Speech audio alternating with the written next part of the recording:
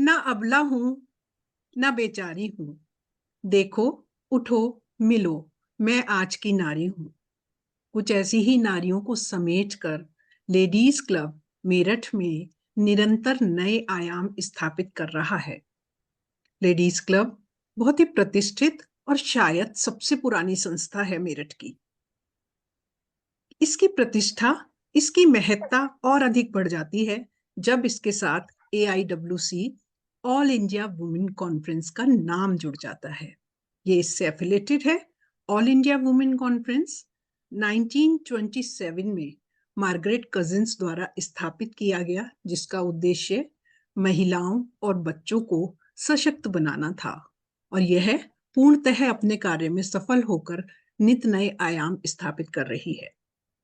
Ladies club 1952 में स्थापित हुआ और AIWC से जुड़ा तो 72 वर्ष हम कंप्लीट कर रहे हैं। ये हमारे लिए एक अनफॉरगेटेबल मोमेंट है। उसको हम सेलिब्रेट करना चाहते हैं, और इसको सेलिब्रेट करने के लिए हमारे साथ उपस्थित हैं AIWC की प्रेसिडेंट मिसेस कल्याणी राज जी। आपका बहुत बहुत स्वागत है, अभिनंदन है। हमारी प्रेसिडेंट ऋतु मांगलिक भी उपस्थित हैं, वो विधिवत आपका स्वागत करना चाहती हैं। धन्यवाद अंजलि जी। हमारा सौभाग्य है कि आज दिल्ली से श्रीमती कल्याणी राज जी, अध्यक्षा ऑल इंडिया वुमेन कॉन्फ्रेंस, हमारे बीच उपस्थित हैं। आपका बहुत बहुत स्वागत है। Thank you so much. आपकी उपस्थिति से हम गर्व महसूस कर रहे हैं। आपके द्वारा जिन क्षेत्रों में काम किया गया है उसकी जानकारी आज हम आपसे लेंगे, और मुझे पूर्ण विश्वास है कि हमारे क्लब की सभी सदस्याएं प्रोत्साहित भी होंगी और लाभान्वित होंगी। उच्च व्यक्तित्व, उच्च विचार, हम करते हैं आपको प्यार। हमारी इस महफिल में आपका बहुत बहुत आदर सत्कार। Thank you so much. Ladies club द्वारा संचालित पॉडकास्ट फुर्सत के पल और YouTube चैनल दुलारी दादी भी आपका स्वागत करता है और अभिनंदन करता है। Thank you so much. Kalyani Raj ji, जिनके नाम में कल्याण है, जिनके व्यक्तित्व में कल्याण है, जिनके कार्यों में कल्याण है, और जिनका सोचना है कि नारी सशक्त होगी तभी समाज सशक्त होगा, लेकिन दूसरों को सशक्त बनाने से पहले आपने स्वयं को सशक्त बनाया, उस बारे में मैं थोड़ा सा जानना चाहूंगी। सबसे पहले तो आप लोगों को बहुत बहुत मुबारक हो। 72 इयर्स जो है ये लेडीज क्लब कंप्लीट कर रही है। ये AIWC के लिए भी बड़ी सौभाग्य की बात है। हमारी इतनी पुरानी संस्थाएं जो आज तक हमारे साथ इतनी अच्छी तरह से जुड़ी हुई हैं, आगे काम करती जा रही हैं, हम लोगों को काफी वो प्रोत्साहन देता है। तो आप लोगों को सभी को, लेडीज क्लब के सभी मेंबर्स को मेरी तरफ से बहुत बहुत हार्दिक शुभकामनाएं। एंड थैंक यू जो आपने ये सोचा कि मुझे इन्वॉल्व करके ये प्रोग्राम किया जाए, इसके लिए मैं बहुत बहुत आभारी हूँ। मेरी जो जर्नी सशक्तिकरण की अगर कहा जाए तो शायद ये कुछ हद तक मेरी मदर से ही आई थी, बिकॉज मैं जब 8 साल की थी जब मेरे फादर की डेथ हुई थी, और हम लोग 5 बहनें भाई थे, एक भाई और 4 बहनें। तो खैर मेरी मदर ने हम लोगों को सबको पूरा आगे किया है। सबसे बड़ी बहन जो सिर्फ 16 साल की थी, और उस जमाने के आप सोच सकते हैं जब एक औरत न कोई जॉब न कुछ, उनके पास कोई ऐसी ये नहीं थी कि जिससे वो फैमिली चला सके। और उस जमाने में मेरे फादर जरूर बैंक से, फॉरेन बैंक से, ये जो आजकल स्टैंडर्ड चार्टर्ड सुना जाता है, पहले ग्रिनलेस हुआ करता था, लॉयड्स एंड ग्रिनलेस बैंक, तो उसमें थे। बट उस समय भी वहां पे ये पेंशन वगैरह की कोई सुविधाएं नहीं थी। तो मेरी मदर के लिए पांचों को बढ़ाना एक बहुत ही चैलेंजिंग सिचुएशन था। शायद उन्हीं की कुछ शक्ति मेरे में आई। जैसे मैंने एवरेज फैमिली से ही हूँ, बट पढ़ाई लिखाई करके मैंने जो है जॉब शुरू कर दिया था 18वें साल में ही बैंक में, इंडियन ओवरसीज बैंक से मैंने जॉब किया था। तो शुरुआत वहीं से कर दी थी अपने करियर की। कॉलेज भी मैंने उसके बाद ही किया था, और फिर ज्वाइन किया ऑफिसर बनी, काम किया, 16 साल वहाँ बैंक में जॉब भी की थी। उसके बाद मेरे हस्बैंड की ट्रांसफर हो गई थी हांगकांग, तो वहाँ चले गए थे। वहाँ भी मैंने बैंक छोड़ के अन्य फाइनेंशियल फील्ड में काफी काम किया था। तो बेसिकली मेरा बैकग्राउंड जो था फाइनेंशियल था। बट जब हम लोग हांगकांग से वापस आए, दिस वाज अराउंड 1998, मैं जब वापस आई तो बच्चे छोटे थे, तो मुझे लगा कि चलो कुछ समय काम नहीं करेंगे। मैंने ऐसा कमिटेड काम जिसमें मुझे 10 से 5 का टाइम जैसे रोजाना देना पड़े वो न करें। तब इस उसी समय मैंने सोचा था चलो कोई सोशल वर्क करती हूँ, और मुझे ऑल इंडिया वुमेन्स कॉन्फ्रेंस के बारे में पता चला था। और हमारी एक बहुत ही पुरानी सीनियर मेंबर थी ललिता बालकृष्णन, आप लोगों ने शायद उनका नाम जी सुना भी होगा। जी बिल्कुल। तो मुझे किसी ने उनसे इंट्रोड्यूस करवाया कि इस तरह से ये आई हैं हांगकांग से और कुछ करना चाहती हैं। तो उन्होंने सीधा मुझे कहा, हाँ मुझे जरूरत है शाहदरा प्रोजेक्ट देखने के लिए, और तुम वहां शुरू करो। शाहदरा जो दिल्ली में आप लोग जानते ही होंगे, जी वहाँ हम लोग जी। वहाँ एक कुष्ठाश्रम है जहाँ अच्छा। पर हम लोगों का काम मेरे बहुत पहले से चल रहा था। मेरे ख्याल से जब पद्मा वेंकटरामन जी, जो आर वेंकटरामन की बेटी हैं और हमारे okay. Women India association Chennai branch के हेड हैं अभी, उन्होंने वहां पे शुरुआत की थी कि वहां की महिलाओं के लिए, और उस आश्रम में घर बनाने से लेके सब कुछ उन्होंने शुरुआत की थी। और वहां हम लोग एक क्रेश चला रहे थे बच्चों का, और अच्छा। कैंडल मेकिंग, ये दो हम लोगों का ओके। वहां पे प्रोजेक्ट चलता था। क्योंकि वहां क्या था, अधिकतर जो थे आदमी लोग कुष्ठ रोग से ये थे, और औरतें सही थी। बट उनका ये प्रॉब्लम था कि उस कॉलोनी के बाहर जाके it was still a taboo. अभी तो फिर भी काफी चेंज हो गया है मेंटालिटी, बिल्कुल बट बिल्कुल। This is in 90s I am talking about. उस समय सिर्फ, उस समय फिर भी एक कुष्ठ रोग एक टैबू था। तो महिलाएं वहां से बाहर निकल के ना कुछ काम नहीं कर पा रही थी। तो इसीलिए वहां उन लोगों के लिए एक कैंडल मेकिंग यूनिट तैयार किया गया था, जिसमें वो लोग आके कैंडल बनाती थी, थोड़ा उनकी इनकम हो जाती थी, और बच्चों का स्कूल चलता था। तो मेरी AIWC की जर्नी की शुरुआत वहां से थी। और शायद मैंने सोशल वर्क का जो इंट्रोडक्शन मेरा, मेरे ख्याल से जो रहा है इस ग्रास रूट लेवल से, शायद इसीलिए आज भी मेरे मन में जो है वो ज्यादा सोच ग्रास रूट लेवल की ओर जाता है। जब मैं सोशल वर्क की बात करती हूँ तो मुझे लगता है कि हाँ भाई, जहाँ जरूरत है वहां काम करो। क्योंकि वो ही मैंने सही मायने से सोशल वर्क है। वहीं से हमने शुरुआत की थी, धीरे धीरे संभालते गए काम, आगे कई और जिम्मेदारियां दी गई और करते गए, और आज इस हालत में पहुंचे हैं। तो आई थिंक मेरे लिए सोशल वर्क का इंट्रोडक्शन, सशक्तिकरण का इंट्रोडक्शन AIWC के थ्रू हुआ। जो कि मैंने ऐसे लगा कि हाँ, अगर मैं कुछ कर सकती हूँ तो और भी कुछ कर सकते हैं। अपने साथ साथ उनको भी अगर हम बढ़ावा दे, सशक्तिकरण दे, तो शायद वो भी आगे बढ़ेंगी जैसे ये महिलाएं बढ़ी थी। एक्चुअली उसके बाद में मैंने जब शुरू किया उसके बाद हमने वहां पे एक मिनिस्ट्री ऑफ सोशल वेलफेयर से जो है वो लूम का हमने लिया था, ग्रांट लिया था, और वहां पे फिर लूम का भी काम शुरू किया गया था। महिलाएं वहां पे ये पोछा कपड़ा वगैरह बनाती थी और हम लोग उसको बाहर बेचते थे। तो इसी तरह से शुरुआत हुई थी। और पता नहीं किस हद तक मैं सशक्त अपने आप को मानूं, बट लगता है कि हाँ कुछ हद तक हूं। और भी लोगों को अगर कर सकूं तो बहुत अच्छा रहेगा। निश्चित तौर पर आप सशक्त हैं और बहुत से लोगों की प्रेरणा भी हैं। एक चीज पूछना चाह रही थी मैं कि आपके कार्य देखकर बहुत लोग आपसे इंस्पायर होते होंगे, चाहते होंगे कि हम आपकी तरह बने करें। लेकिन मेरा एक सवाल ये है कि बहुतों की तो आप रोल मॉडल हैं, आपकी इंस्पिरेशन कौन? बहुत ही मुश्किल सवाल है क्योंकि मेरे ख्याल से AIWC में जुड़ने के बाद में और वैसे भी अपने लाइफ में कई ऐसे लोगों से मैंने बहुत कुछ सीखा है। कोई एक का मैं शायद नाम करूं तो वो नॉट जस्टिफाइड होगा, क्योंकि मुझे लगा है मैंने जितने लोगों के साथ भी काम किया है, चाहे बैंक में रहते हुए, चाहे अपने फैमिली में, चाहे सोशल वर्क में, हर एक से कुछ न कुछ सीखा है।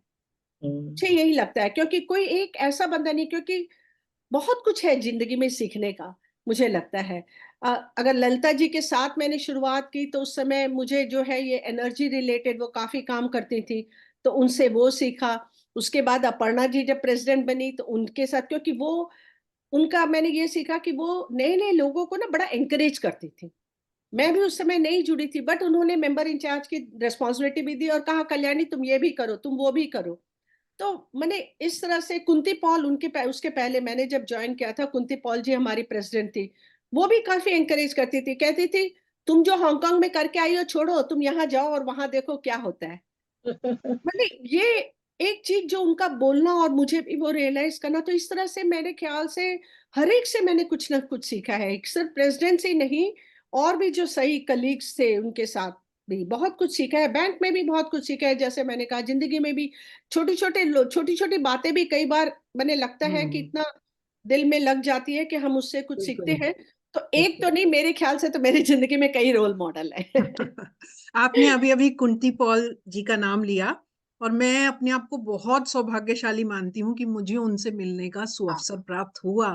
और बिल्कुल। वाकई वो एक ऐसी प्रतिभा थी, ऐसी व्यक्तित्व हाँ थी कि हाँ, उनसे बहुत कुछ सीखा जा सकता था। बहुत कुछ सीखने और को। मुझे उनके कार्य देखने का भी अवसर मिला। मैं उनकी सहारनपुर में एक सेंटर बनाया हुआ था जो हाँ निराश्रित या हाँ किसी भी तरह हाँ की सताई हुई शोषित महिलाएं थी, हाँ वो हाँ भी हाँ, मुझे देखने का अवसर मिला। तो शायद मुझे लगता है वो भी AIWC का ही एक प्रोजेक्ट है जो बहुत। वो।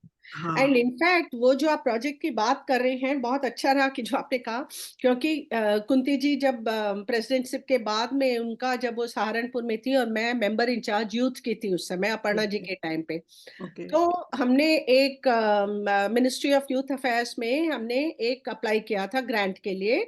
उस समय जो है ministry of youth affairs national integration के ऊपर काफी काम कर रही थी, और उनका मकसद था कि यूथ लोगों को जोड़ के इसका करना। तो मैंने दो प्रोग्राम के लिए अप्लाई किया था, एक दिल्ली में हुआ था और एक हुआ था सहारनपुर में। मेनली हुआ था वो आपकी मम्मी धामपुर की ब्रांच के जी लिए। जी। शांति जी ने बिल्कुल। कहा कि हाँ तुम करो, मैं यहाँ करवाऊंगी करके।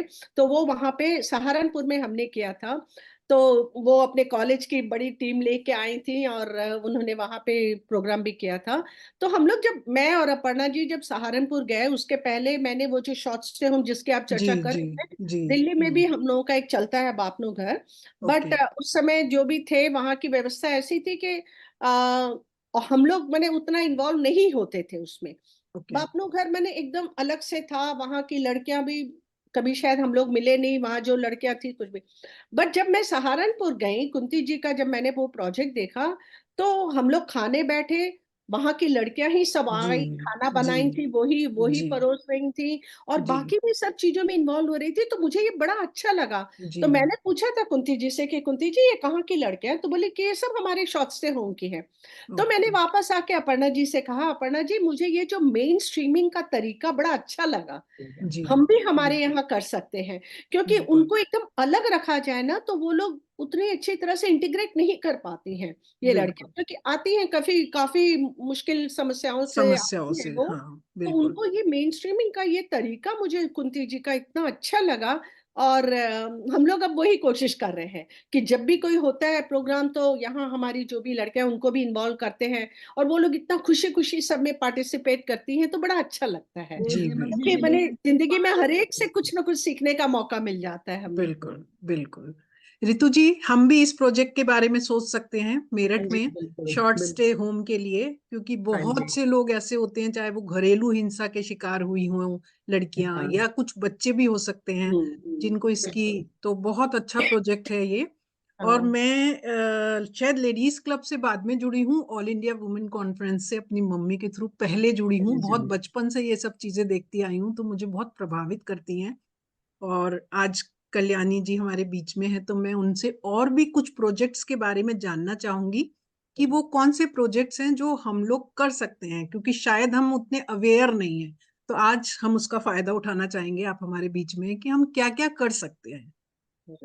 देखिए, जो रेगुलर प्रोजेक्ट्स हैं जो हमारे AIWC के, जैसे वो अवेयरनेस प्रोग्राम्स हैं, स्किल डेवलपमेंट के हैं, हेल्थ रिलेटेड हैं, एडोलेसेंट के हैं, गुड टच बैड टच वगैरह के हम्म। बारे में, हम्म। एनीमिया के प्रोग्राम्स हैं, हेल्थ ट्रस्ट के जो प्रोग्राम्स हैं, ये सब तो रेगुलर हैं ही। और शायद आप लोगों को जो है रेगुलर इंफॉर्मेशन इसके बारे में जी मिलती भी होगी। जी महीने में एक अवेयरनेस प्रोग्राम आप लोग ले सकते हैं, उड़ान के अंदर स्किल डेवलपमेंट का ले सकते हैं। इसके अलावा ओके। हम लोगों का ये नॉन फॉर्मल एजुकेशन का भी है, जो स्ट्रीट चिल्ड्रन प्रोजेक्ट्स वगैरह है उनके लिए भी, सप्लीमेंट्री एजुकेशन जिसको हम कहते हैं उसके अंदर वो भी है। और हेल्थ वगैरह के मेडिकल जो हमारा चलता है डिस्पेंसरी का 1 साल का, वो भी है। और तीनों हेल्थ ट्रस्ट है, जिसके एक एजुकेशन ट्रस्ट जिसके थ्रू हम स्कॉलरशिप देते हैं प्रोफेशनल एजुकेशन के लिए, और सीनियर सिटीजन सेंटर जो है उसका भी है 1 साल का जैसे ग्रांट होता है। उसके अलावा हेल्थ का, कि एक विलेज को अडॉप्ट करके आप लोग पूरे साल वहां पे हेल्थ का काम कर सकते हैं। तो ये सारे तो हमारे रेगुलर प्रोग्राम है। जी बट मेरा हमेशा ये मानना है कि AIWC के जो रेगुलर प्रोग्राम्स होते हैं ये तो आपको बकायदा लिस्ट मिल जाएगी और आप करते रह सकते हैं, बट प्रोग्राम शायद तभी सक्सेसफुल होगा जब वो नीड बेस्ड हो। जहां आप लोग रहती हैं, जहां जी जिन महिलाओं के साथ आप लोग काम जी करती हैं, जिस कम्युनिटी के साथ आप लोग जुड़ी हैं, उनकी जरूरतों को देख के ना अगर हम प्रोग्राम डिजाइन करें तो मेरे ख्याल से वो ज्यादा बेनिफिशियल होता है। और मैं हमेशा हमारी मीटिंग्स में, मैं जब सेक्रेटरी जनरल थी तब भी मैं यही कहती थी कि भाई आप लोग हमें प्रोग्राम भेजिए, हम आपको जो बोले कि भाई ये प्रोग्राम करो तो वो तो मैंने हाँ भाई हेड ऑफिस से आया चलो कर दिया, काम खत्म। बट अगर आप लोग अपनी जगह को देख के, अपनी वहां की महिलाओं को देख के अगर कुछ डिजाइन करके अगर भेजती हैं, हम लोग उसको इनोवेटिव के अंदर ले सकते हैं, जो कि प्रेसिडेंट के डिस्क्रिप्शन में आता है, इनोवेटिव प्रोग्राम्स। तो उसमें जो है हम लोगों ने मुझे याद है जब मैं सेक्रेटरी थी तब हमने एक जगह दिया था, एक कंप्यूटर का दिया था, और एक जगह हमने दिया था कि ये जो सोलर ड्राइड प्रोडक्ट से बना के ओके किस तरह से जो है महिलाएं इसको ये कर सकती हैं, वैसा एक दिया था। अलग अलग तरीके का इनोवेटिव जो है हम लोग कर सकते हैं। इनोवेटिव की कोई बाउंड्रीज नहीं है और कोई बिल्कुल लिमिटेशन भी नहीं है। जिस बिल्कुल जगह से आप जुड़ी, अभी जैसे रायगंज में हमने शायद कलकत्ता बंगाल में एक दिया था, जहाँ पे जो है महिलाएं एग्रीकल्चर जो सारी जो लेबरर्स थी, उनका जो है ये क्लाइमेट चेंज के कारण उन लोगों का जो है एग्रीकल्चर में इनकम नहीं हो रहा था, तो उनको ऑल्टरनेट प्रोफेशन की जरूरत थी। तो ओहो उनको वहां पे जो मिलता है चीज उसको रख के, जैसे वहां पे ये बांस का काम बहुत होता है, हाँ बांस का और जूट का, तो जी उनको हमने उस चीज की ट्रेनिंग दी कि ओके जो जूट से जो है प्रोडक्ट बना सकते हैं उसको बना के बेचिए। वैसे ही दौसा राजस्थान में भी हमने ये चीज किया था, जो औरतें बैठ के वो जो पत्थर तोड़ती थी, जी तो उसके कारण जो है वहां पे ऐसा हो रहा था कि वो क्या उसको कहते हैं शायद सीरियोसिस न क्या एक डिसीज कहते हैं जो हो जाता है, जिससे जो है काफी जो है प्रॉब्लम होती है। तो उन महिलाओं के लिए एक ऑल्टरनेट प्रोफेशन उस तरह से, तो मैंने अलग अलग जगह की जो है नीड अलग होती। नीड्स को देखते हुए बिल्कुल औरतों की भी हर जगह, कहीं पढ़ी लिखी महिलाएं होती हैं फिर भी उनको कुछ और चीज की जरूरत होती है, कहीं अनपढ़ होती है उनको पढ़ाई की जरूरत होती है। तो इस बिल्कुल तरह से मेरे हिसाब से मैं आपको बताने के बदले अगर आप लोगों को कुछ भी लगे कि वहां आपकी क्लब की तरफ से आप लोग एक सर्वे कंडक्ट करिए, मैंने वैसे सर्वे फॉर्म भी सर्कुलेट किया था, नहीं तो भी मैं कर दूंगी, किसी भी एरिया का सर्वे करके वहां का जो नीड है उसके हिसाब ओके से अगर आप लोग प्रोग्राम डिजाइन करते हैं और बताते हैं कि हाँ भाई ये हम करना चाहते हैं, हम लोग जरूर उसकी मदद करेंगे और जरूर सपोर्ट देंगे, गाइडलाइंस भी प्रोवाइड करेंगे और हर तरह से कोऑर्डिनेशन देंगे। बहुत अच्छी तरह आपने समझाया। इसमें से कुछ प्रोजेक्ट्स हमारी रितु जी कर भी रही हैं और हमने रिपोर्ट भी भेजी है आपको, हाँ हाँ शायद हाँ आपने देखी भी हो। हाँ हाँ, तो बिल्कुल हमने बिल्कुल। एक स्कूल भी एडॉप्ट किया हुआ है, निरंतर हम उसमें कार्य करते रहते हाँ हैं। हाँ बिल्कुल अभी बिल्कुल। आपने जैसे बात करी क्लाइमेट चेंज की, जो एक बहुत ज्वलंत मुद्दा है, हम्म। मुझे लगता है कि हमारा वो कार्य क्षेत्र, शायद सब महिलाएं, हम हाउसवाइफ हैं, घरेलू महिलाएं हैं, शायद हम हम्म। घर से बाहर निकल के इसमें अपना उतना सहयोग नहीं दे सकते, लेकिन घर में रहकर कुछ ऐसी जागरूकता हमें दीजिए कि हम इसमें अपना सहयोग दे सके, कि हम घर में रहकर क्या क्लाइमेट चेंज के लिए, जो इतनी बड़ी समस्या बनता जा रहा है, हम क्या हम्म। क्या कर सकते हैं। बहुत कुछ कर सकते हैं एक्चुअली। क्लाइमेट चेंज एक ऐसा मुद्दा है ना, चाहे घर के अंदर रहो बाहर रहो, वर्किंग नॉन वर्किंग, हर एक इंडिविजुअल इसमें जो है इसमें कंट्रीब्यूशन कर सकता है। ये ऐसा एक मुद्दा है कि चाहे महिलाएं जहां भी हो, चाहे खेतों में काम कर रही हो या एसी कमरे में बैठ के काम कर रही हो या किचन में हो चाहे बाहर में हो, हर जगह मैंने जो है इसमें कंट्रीब्यूट किया जा सकता है। अगर आप घर में रहने वाली महिलाओं की कह रही है तो सबसे पहले हो जाता है, सबसे ज्वलंत मुद्दा है जो एनर्जी कंजर्वेशन का। ओके हम बिल्कुल लोग छोटे थे तो हम लोगों को ये शुरू से ही बोला जाता था कमरे से बाहर निकल रहे हो तो लाइट ऑफ करके जाओ, जी है कि नहीं? और वो चीज बिल्कुल आजकल के बच्चों में कमी रह गई है। ऐसा नहीं है जी कि नहीं करते हैं, बट फिर भी कई बार हाँ चलो ठीक है, चल गया, रह रह गया रह गया। तो ये एक ऐसा मुद्दा है जो कि हम लोग घर से ही शुरुआत कर सकते हैं बच्चों से। मैं करती हूँ मेरे ऑफिस में, मैं जब अपने कमरे में जाती हूँ तब मैं लाइट ऑन करती हूँ, और मैं जब निकलती हूँ अपने ऑफिस के कमरे से मैं लाइट ऑफ करके निकलती हूँ। बिल्कुल। है मेरे यहाँ क्लास 4 के स्टाफ है जिनका काम होता है नॉर्मली आके पहले से लाइट ऑफ ऑन करके रखना और बाद में, बट मुझे लगता है ये मेरी रिस्पॉन्सिबिलिटी जी है ना। तो इस तरह से घर के अंदर ही कर सकते हैं। वाटर कंजर्वेशन एक अलग मुद्दा है। आजकल शावर के कारण कई लोग ऐसे होते हैं कि हाँ भाई खड़े हो गए, गर्मियों में तो बोलना ही नहीं है, खड़े हो गए बिल्कुल। और जितना ये। तो बिल्कुल। वाटर कंजर्वेशन बहुत जरूरी है। सभी को पता है कि पानी का जो तल लेवल जो है वो इतना नीचे जा रहा है, हर जगह पानी की कमी हो रही है। मैं अपने घर में ये जो आरओ, आप हर जी एक के घर में आजकल जी आरओ जी जी है जी कि नहीं? आरओ जी। सिस्टम में 1 बॉटल पानी भरिए, 2 बॉटल पानी वेस्ट होता है। वेस्ट होता है। वो बिल्कुल। पानी काम में लाइए। मेरे घर में वो पानी पोछे में आता है काम, प्लांट्स में डालने में आता है, और ऐसे धोने वोने के बर्तन वर्तन सफाई में मैंने एक जग वहां मैंने बड़ा सा एक बॉटल जैसा रख दिया है जो पानी ट्यूब रख के उसमें जमा होता है, और वो बिल्कुल। पानी मैं वहां निकाल के उसको यूज करती हूँ, है ना। तो ऐसी छोटी छोटी कई चीजें हैं। ग्रीन एरिया डेवलप करिए, चाहे घर छोटा हो चाहे बड़ा हो। छोटे से घर में भी चाहे तो पॉट में रख के आप लोग कुछ भी सब्जियां उगा सकती हैं।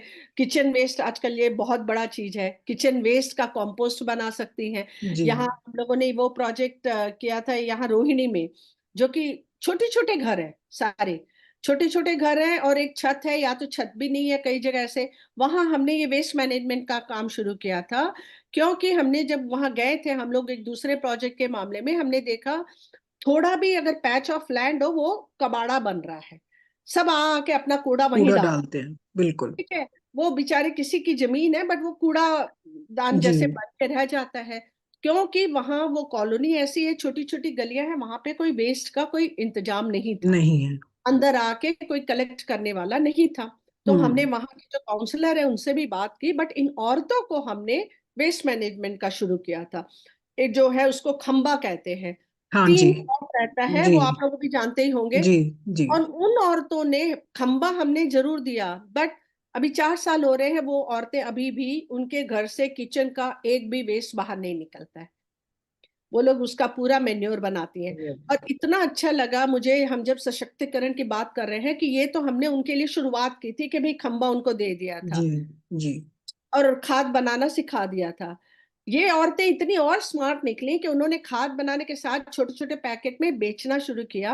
उसके बाद छोटे छोटे गमले लाके उसमें वो खाद रख के एक प्लांट लगा के, उनके घर के पास एक मॉल था तो वहां पे उन्होंने एक टेबल लेके बेचना शुरू किया सेल करना शुरू सैपलिंग। किया। हाँ। उनको बिल्कुल। खुद को इतना अच्छा लगा कि भाई हमारा काम जिस तरह से आगे बढ़ रहा है, उनको खुद को इतना अच्छा लगा। छोटी सी हाथ मैंने हैंड होल्डिंग हमने की थी कि चलो उनको खंबा दे के वेस्ट मैनेजमेंट की ज्ञान हम लोगों ने प्रोवाइड कर दिया था, बट खुद आगे वो लोग लेती चली गए। तो ये चीजें हैं। सबसे बड़ी चीज जो सभी को ही हम लोग कर सकते हैं, कंजम्पशन को।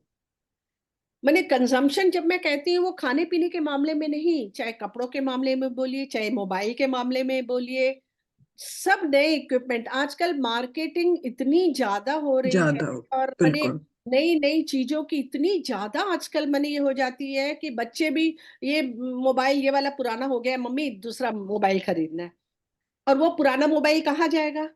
ई वेस्ट। बिल्कुल। बिल्कुल। E waste is actually becoming a big problem आजकल, प्रॉब्लम।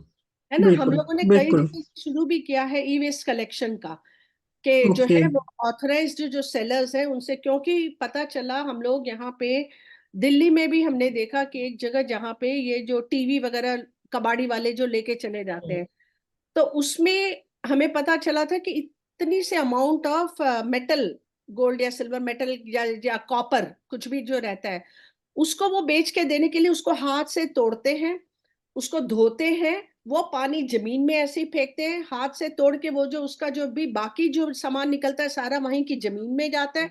मैंने हर तरह से जो है नुकसान हो रहा है, जमीन का, पानी का, हर तरह से। तो सभी चीज, एटमॉस्फेयर का भी, क्योंकि वो सब जो है उसमें से जो मेटल के जो पीसेस हैं वो निकलेंगे तो हवा में भर जाते हैं, जो वो बिल्कुल। पंच तत्व कहते हैं, हर एक पंच तत्व का मैंने नुकसान हो रहा है उससे। जी जी। तो ये रोकना चाहिए हमें। ई वेस्ट का सही डिस्पोजल होना चाहिए। और आजकल गवर्नमेंट ने हर जगह जो है ये ई वेस्ट कलेक्शन सेंटर बने, ऑथराइज्ड कलेक्टर बना रखे हैं। हम लोग भी क्या करते हैं, वो 100-200 के हिसाब से कि चलो वो कबाड़ी वाला लेके जाएगा, 200 रुपया देगा, उसके बदले अगर हम इनको दे तो हम लॉन्ग टर्म का अगर सोचेंगे तो फायदा लॉन्ग टर्म का होगा एटमॉस्फेयर का। तो ये बिल्कुल। ई वेस्ट कलेक्शन सेंटर बहुत जरूरी है। और कंजम्पशन, कि हाँ भी अगर हम एक नई चीज मोबाइल खरीदने के पहले ये सोचे कि भाई वो पुरानी मोबाइल कहाँ जाएगी, है ना। तो ये कंजम्पशन पैटर्न को चेंज करने का जो है बहुत जरूरी है, ये सोच हमारे में लाने की कि जो जरूरत है उतना ही कपड़े खरीदे, नहीं तो वो पुराना कपड़ा फिर वहीं कब जाएगा, ऐसे फेंकेंगे या कुछ करेंगे, किसी को दान देंगे। और हमने ये भी देखा कई जगह आपदा के जगह में जो है लोग कपाड़ी भर भर के कपड़े दे देते हैं और वो कपड़े यूज नहीं होते हैं। मैं यहाँ दिल्ली में भी देखती हूँ ये फ्लाईओवर्स के नीचे लोग आके कपड़े जो दान दे देते हैं, और ये जो है अधिकतर लोग वहां पे उन कपड़ों को ठंडियों में जला के सेकते हैं। आपने कहा कपड़े, पहले जैन धर्म की बात कर रही हूँ, मैं खुद जैन हूँ। तो वहां पे ये था, हमारी सास किया करती थी कि मेरे अलमारी में सपोज उन्होंने 10 का टारगेट कर लिया, अगर 10 से 11वीं साड़ी, जब तक वो 10 है मैं 11वीं नहीं खरीदूंगी, तो एक नंबर वो डिसाइड करती थी। करेक्ट। लेकिन आज हम फंक्शन में भी कपड़े नहीं रिपीट करना चाहते, ये तो हमने उसमें बिल्कुल पहन लिया। बिल्कुल बिल्कुल। तो आपकी यही बात प्रॉब्लम है। मेरे पॉडकास्ट के माध्यम से बहुत सारे व्यूअर भी सुनेंगे और हमारी सदस्याएं तो सुनेंगी ही सुनेंगी। तो निश्चित रूप से हम ये छोटे छोटे कदम उठाएंगे, और एनर्जी कंजर्वेशन हुई, या वाटर के लिए बचाना हुआ, या आरओ के वाटर का हम क्या यूज करें, या मोबाइल पुराना, ये सब से हम निश्चित रूप से कुछ ना कुछ अवश्य सीखेंगे, ऐसा मेरा खुशी जी, मानना मैं है। कुछ कहना चाहूंगी। हाँ जी। कल्याणी जी ने जो भी हमें बताए हैं, काफी हद तक मुझे खुशी है कि इस साल हम कर रहे हैं, सारी ही चीजें कर रहे हैं। हमने इस साल 3 प्रोजेक्ट्स मेन उठाए हैं: वृक्ष गंगा अभियान, नेकी की टोकरी, प्रोजेक्ट रोशनी। वृक्ष गंगा अभियान में हम लोग प्लांटेशन कर रहे हैं, और हम जूम मीट के माध्यम से वर्कशॉप्स ऑर्गेनाइज कर रहे हैं कंपोज बनाने का। हमने चेन्नई से एक को बुलाया था, वो कंपोज बनाना उन्होंने बहुत अच्छे से बताया था, और कैसे हम वाटर वेस्ट रोक सकते हैं। ये सब चीजें हम कर रहे हैं। और बच्चों के साथ हमने एक स्कूल अडॉप्ट करा हुआ है, प्रोजेक्ट रोशनी में हम काफी अवेयरनेस प्रोग्राम भी कर रहे हैं, और वर्कशॉप्स में जैसे दिया मेकिंग, कार्ड मेकिंग, और हम उनको पुराने ही उससे कहते हैं कि उससे ही बनाइए दिए, अपने पुराने दिए को रीपेंट करिए, उनसे हम इस तरह से उनको सिखा रहे हैं। तो आई एम वेरी हैप्पी कि हम आपकी ही कदमों की बहुत अच्छी बात चल रहे है, हैं बहुत अच्छी बात है। काफी हाँ। हद तक। और अ, आपसे इंस्पिरेशन मुझे मिली है कि हम एक प्रोजेक्ट ले सकते हैं, 5 स्टार हाउस। 5 स्टार हाउस उसमें जिसमें हमारे यहाँ रेन वाटर हार्वेस्ट हो, और जिसमें हम टेरेस फार्मिंग कर रहे हों। इस तरह से हम कुछ 5 पॉइंट्स बना सकते हैं, हम ये कर सकते हैं, एक 5 स्टार हाउस का एक प्रोजेक्ट निकाल सकते हैं। हाँ हाँ जरूर। एक्चुअली रेन वाटर हार्वेस्टिंग वगैरह आजकल वैसे तो ये कॉम्प्लेक्सेस वगैरह में मैंडेटरी भी शायद कई मैंडेटरी। गवर्नमेंट्स ने जी किया है कि जी वो जी। जरूरी है रेन वाटर हार्वेस्टिंग वगैरह का। तो हाँ वो तो जरूर कर सकते हैं। एंड एक्चुअली रेजिडेंशियल वगैरह में अगर आप लोग कर रहे हो तो इवन सोलर एनर्जी का, क्योंकि उसमें भी आजकल गवर्नमेंट सब्सिडी दे रही है। और जो रेजिडेंशियल कॉम्प्लेक्सेस के लिए मिलता है वो कमर्शियल के लिए शायद नहीं, तो उसका भी आप लोग दे सकते हैं। कि मैंने चाहे जो भी जितनी ऊर्जा हम, हमारे पास जब अवेलेबिलिटी है, साल जी में करीब 10 महीने तो हमें सूर्य की रोशनी अच्छी मिलती है। जी बाकी जी। 2-3 महीने, 2 महीने शायद विंटर ज्यादा रहता है, उस समय नहीं होता है, बट बाकी 9-10 महीने तो हमारे पास ऊर्जा काफी है सूर्य की। तो अगर उसका हम फायदा उठा सके तो बहुत ही अच्छा रहेगा। आप हमारे बीच में उपस्थित हुई, आपका मतलब इतना समय हमने लिया, तो आपका बहुत बहुत धन्यवाद। और बहुत अच्छा निश्चित लगा। तौर पे हमने बहुत कुछ सीखा है आपसे। बहुत कुछ थैंक यू सीखने को सो मिला। मच। ये एक्सपीरियंस शेयरिंग बहुत ही अच्छा रहता है, एक दूसरे से जो हम सीख पाए काफी अच्छा रहता है। Actually I think that's the best way learning का, जो हम लोग एक दूसरे से सीखते हैं। But this conversation is really memorable. हमने बहुत कुछ सीखा है, और हम अभी बहुत कुछ कर सकते हैं अपने संस्था के माध्यम से। लोगों के बीच हम बहुत कुछ अवेयरनेस प्रोग्राम, जो मुझे लग रहा है हम अवेयरनेस प्रोग्राम बहुत सारे कर सकते हैं।